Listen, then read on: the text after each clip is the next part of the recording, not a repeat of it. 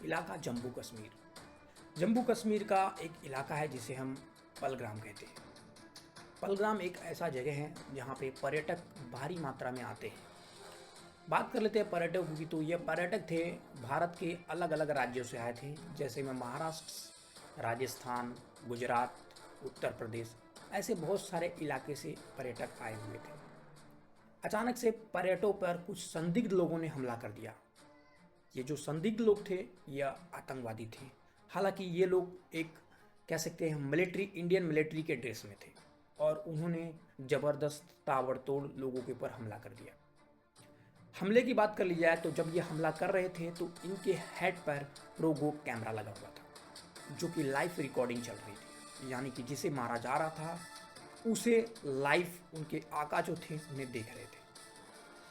उन्हें मारने से पहले उनसे उनका धर्म पूछा गया कि आप हिंदू हैं या मुसलमान। जिन्होंने हिंदू बताया उन्हें जगह पे गोली मार दी गई।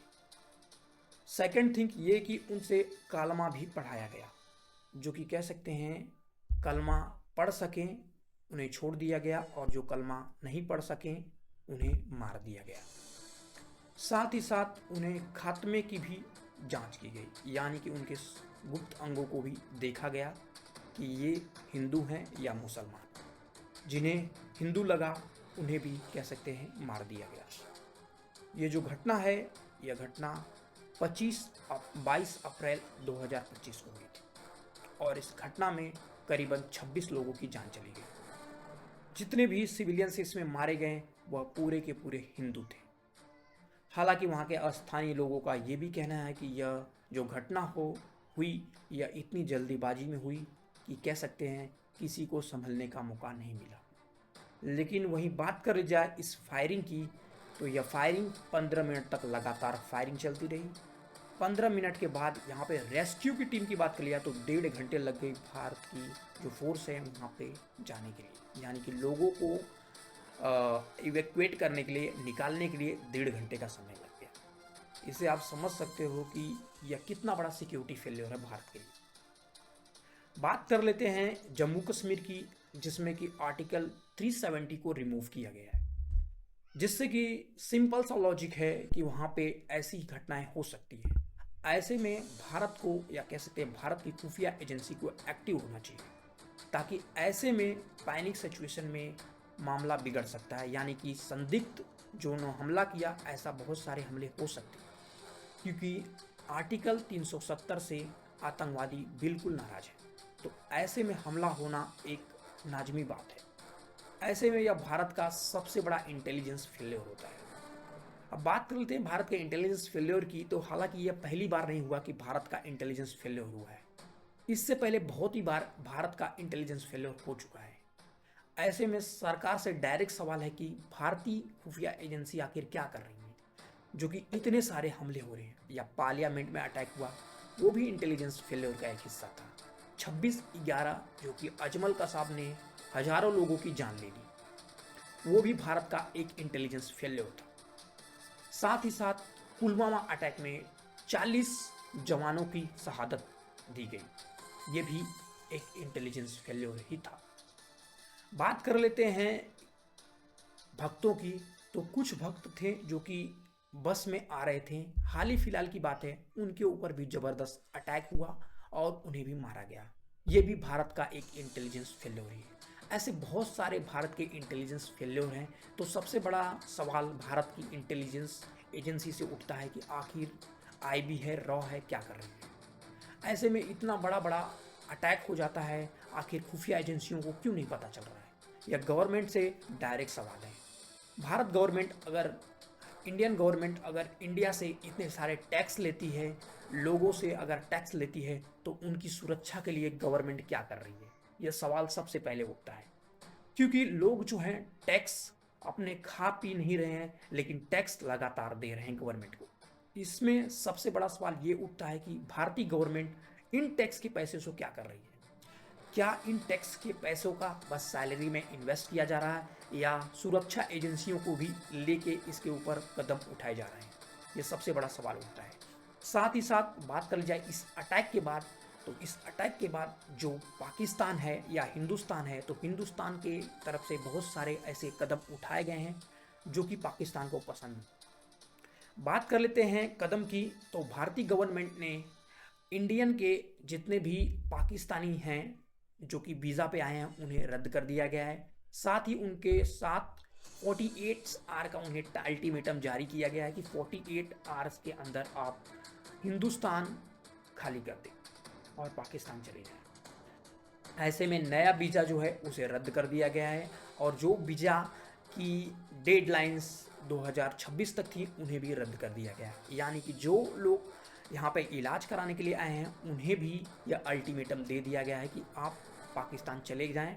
अगर आपको इस अल्टीमेटम के बाद अगर हिंदुस्तान में पाया जाएगा तो उनके ऊपर भी आतंकवादी कार्रवाई वाला ही मुकदमा चलेगा। सबसे बड़ा सवाल ये उठता है कि आखिर भारतीय गवर्नमेंट इसके ऊपर और क्या एक्शन ले रही है।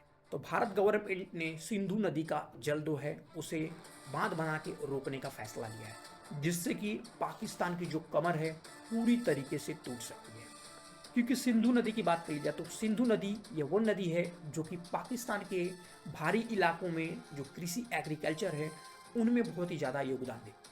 क्योंकि एग्रीकल्चर का 93% जो हिस्सा है वह इसी नदी के माध्यम से ही सिंचाई की जाती है। ऐसे में अगर गवर्नमेंट इसे बंद कर देती है तो इसका बहुत ही बड़ा भुगतान करना पड़ेगा पाकिस्तान।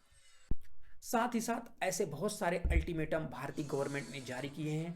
और सर्च ऑपरेशन की बात कर ली जाए तो सर्च ऑपरेशन जम्मू कश्मीर जैसे इलाके में लगातार चल रहा है और जिसके जरिए 2-3 आतंकवादियों को मुठभेड़ में ढेर भी कर दिया गया है। इसमें से सबसे बड़ा सवाल ये उठता है कि क्या इस्लाम यही सिखाता है कि हिंदुओं को मारो, या कह सकते हैं इस्लाम की कोई भी ऐसी बुक है या कह सकते हैं कोई भी ऐसा आर्टिकल है जिसमें ये बताया गया है कि हिंदुओं से खतरा है, या कह सकते हैं हिंदुओं को आप मारिए, यह आपके लिए काफिर है। यह कोई भी इस्लाम नहीं सिखाता। हालांकि बहुत सारे ऐसे मुसलमान हैं जिन्होंने देश के लिए अच्छा खासा काम किया है, जैसे में अब्दुल हमीद की बात कर लिया या missile man APJ Abdul Kalam की बात कर ली जाए। लेकिन सवाल ये भी उठता है कि आखिर हिंदुओं के ऊपर कब तक ऐसे हमले होते रहेंगे। बात कर लेते हैं वहाँ के मुसलमानों की, तो ऐसा नहीं है कि हर मुसलमान आतंकवादी है, लेकिन इस हमले के बाद हर मुसलमान को आतंकवादी की नज़र से देखा जा रहा है। लेकिन वहीं बात कर ली जाए वहाँ के सिविलियंस की, तो बहुत सारे ऐसे लोग थे जो कि गोलीबारी के दौरान उन्हें रेस्क्यू किए। बहुत सारे जो टूरिज्म थे या कह सकते हैं टूरिस्ट थे उन्हें रक्षा किया। ऐसे में बहुत सारे लोग थे जिन्होंने अपनी जान दे करके टूरिस्टों की रक्षा की। ये सवाल सबसे बड़ा उठता है कि क्या इन टूरिस्टों में उन्होंने तो नहीं देखा कि हिंदू है या मुसलमान है। हालांकि जिन टूरिस्टों ने या कह सकते हैं जो वहाँ के गाइड थे उन्होंने हिंदुओं की मदद की, लेकिन उन्होंने भी वही इस्लाम शायद से पढ़ा था जो कि आतंकवादियों ने पढ़ा था।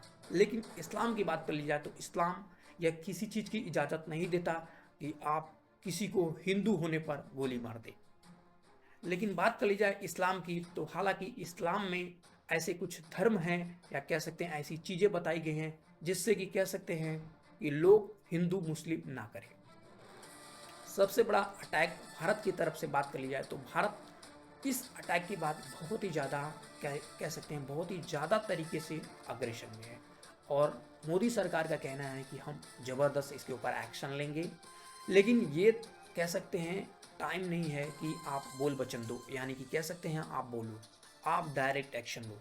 किसी चीज़ के ऊपर आप जब डायरेक्ट एक्शन लेते हैं तो इसका कह सकते हैं बहुत ही ज़्यादा इम्पैक्ट पड़ता है सामने की गवर्नमेंट के ऊपर। उसके बाद ही कह सकते हैं आतंकवाद को रोका जा सकता है। ऐसे में भारतीय गवर्नमेंट ने अपने एवॉक्स और कह सकते हैं राफेल और सुखोई जैसे विमानों को स्टैंड बाई पे रखा है, यानी कि रेडी टू कंडीशन पे रखा है कि कभी भी अटैक किया जा सकता है।